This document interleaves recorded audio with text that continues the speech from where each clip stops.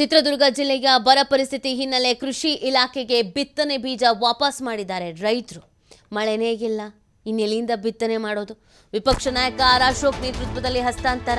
ಕೃಷಿ ಇಲಾಖೆ ಜಂಟಿ ನಿರ್ದೇಶಕ ಡಿ ಮಂಜುನಾಥ್ಗೆ ಹಸ್ತಾಂತರ. ಮಳೆ ಆಗತ್ತೆ ಅಂತ ಬಿತ್ತನೆ ಬೀಜ ಖರೀದಿಸಿದ ರೈತರು. ಜಿಲ್ಲೆಯಲ್ಲಿ ಮಳೆಯಾಗದ ಹಿನ್ನೆಲೆ ರೈತರ ಕನಸು ನಿರಾಸೆ. ಆರ್ ಅಶೋಕ್ ಮುಂದೆ ಅಳಲನ್ನ ತೋಡ್ಕೊಂಡಿರುವಂಥದ್ದು ಅನ್ನದಾತ. ಮಳೆನೇ ಇಲ್ಲ ಪಾಪ, ಅದಕ್ಕೆ ಎಲ್ಲ ವಾಪಸ್ ಮಾಡ್ತಾ ಇದ್ದಾರೆ.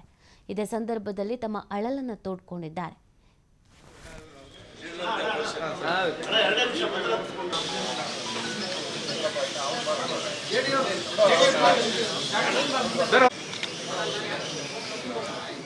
ಶೇಂಗಾ, ಸೂರ್ಯಕಾಂತಿ, ತೊಗರಿ, ಮುಸ್ಕಿಂ ಜೋಳ ಯಾವುದು ಬಂದಿಲ್ಲ ಈಗ ಎಲ್ಲ ಒಣ ಬೇಸಾಯದಲ್ಲಿ ಬಿತ್ತನೆ ಮಾಡಿ ಬೆಳೆ ಬೆಳೆಯೋಣ ಅಂತೇಳಿ ಈಗ ಮಳೆನೂ ಬರಲಿಲ್ಲ.